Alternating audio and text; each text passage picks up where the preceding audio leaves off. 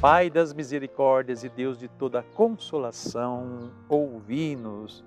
Com alegria estamos agora iniciando o programa do Pai das Misericórdias para juntos rezarmos, entrando agora em sua casa e você adentrando o nosso santuário e nesse elo de comunhão podermos assim fazer chegar ao Pai a nossa oração, a nossa vida e tudo aquilo que trazemos dentro de nós. Porque nada está oculto a Deus, mas tudo é claro e límpido diante dele.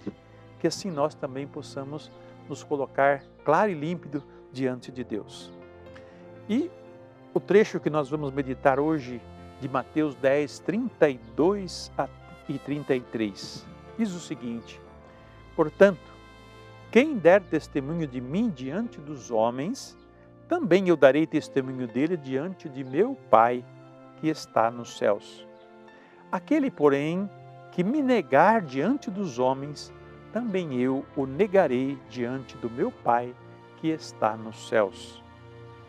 Na perspectiva dos evangelhos, a intimidade e o absoluto do seu ser, filho, não são de modo algum prejudicados por este não conhecimento.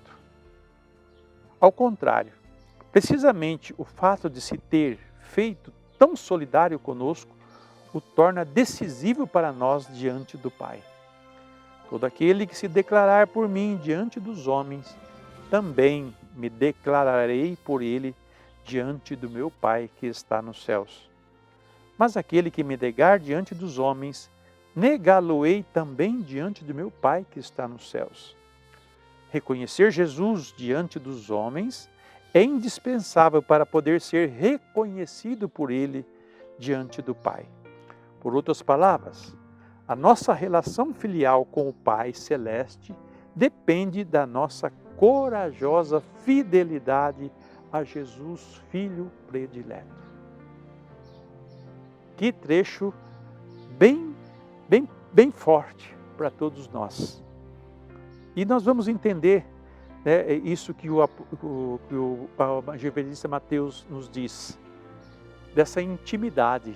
Assim como Jesus tem uma intimidade profunda com o Pai, e Ele nos revela na sua pessoa o Pai, nós também, pela intimidade com Jesus, revelamos a pessoa de Jesus aos homens, aqueles que estão do nosso lado.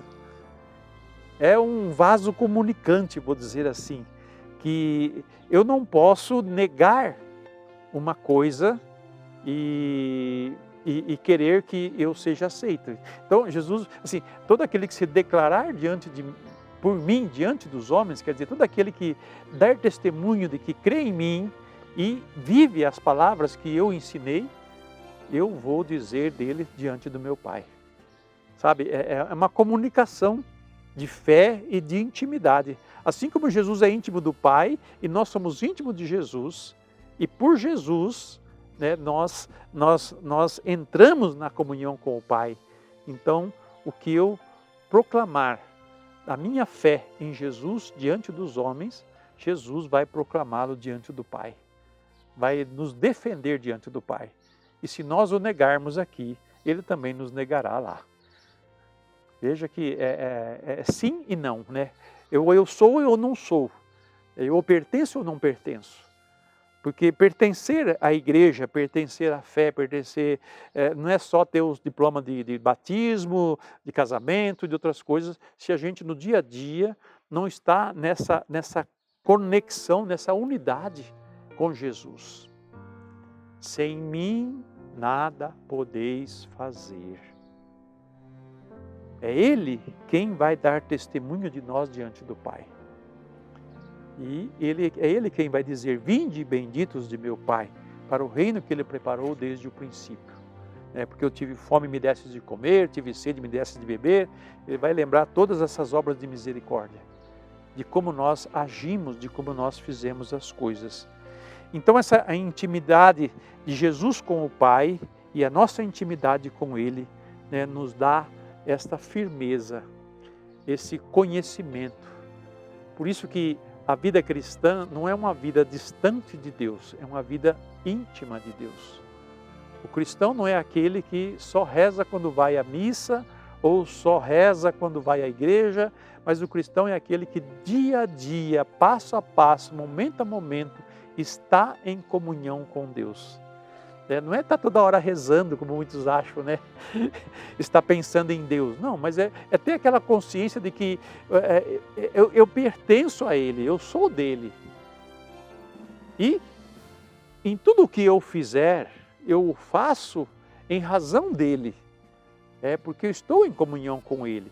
Então eu sei qual é a vontade de Deus, eu sei quais que são os seus ensinamentos, eu sei como que eu devo me comportar, o que eu devo evitar, o que eu devo aderir, eu sei o que é bom. Então o meu viver, ele revela essa comunhão minha com Jesus e com o Pai, né? E eu vivo isso, dou testemunho disso. Veja só, diante de uma situação de desvio de dinheiro, por exemplo, né? Ou de um preço superfaturado. Quem tem consciência de que não deve fazer isso, não fará. Isso será bom para ele, porque ele tem consciência do que é certo. Mas se ele faz o errado, ele vai ser prejudicado por causa desse erro. E isso não vai ser bom para ele. Vai ser reconhecido pela sua fidelidade e não pela sua perversidade, e não pela sua maldade, e não pelos seus interesses próprios. Agir em comunhão com Jesus significa, nós que nos tornamos filhos pelo Filho, hajamos de maneira como filhos de Deus diante do mundo. O mundo precisa ver que nós amamos a Deus, que nós tememos a Ele, que nós servimos a Ele. Sabe, não vou deixar de ser gente, não vou deixar de conviver com as pessoas, não vou deixar de ir aos lugares. Eu vou estar em todos os ambientes, em todas as situações, mas com uma postura que diferencia da dos outros. Uma postura completamente diferente.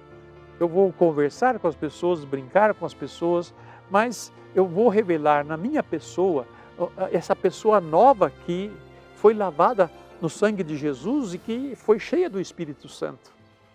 Então eu não posso ter uma atitude diferente, eu não posso ter uma atitude de conformidade com o mundo. Não, eu tenho uma atitude de conformidade com aquele com quem eu me conformei, que é Deus, que é Jesus. Então por isso que ele vai dizer, se vocês derem testemunho diante dos homens, do Filho do Homem, ele dará testemunho diante do Pai de vocês também. Veja que está tudo ligado. Não tem como desligar uma coisa e depois ligar de novo lá, né? Eu dar um testemunho contra Jesus e depois de lá Jesus vai falar bem de mim. Não, mas você não foi coerente, né? Você não foi, não está unido, não está ligado, não está em comunhão com Deus. E assim nós vamos agora rezar ao Pai das Misericórdias e entregar a Ele as nossas vidas e os nossos corações. E, sobretudo, pedindo a Deus, Senhor, dá-me um coração fiel, dá-me um coração verdadeiro, dá-me, Senhor, um coração que seja igual ao seu, Jesus, que em tudo a vontade do Pai, que em tudo revela o Pai, que eu também possa assim o fazê-lo. Rezemos.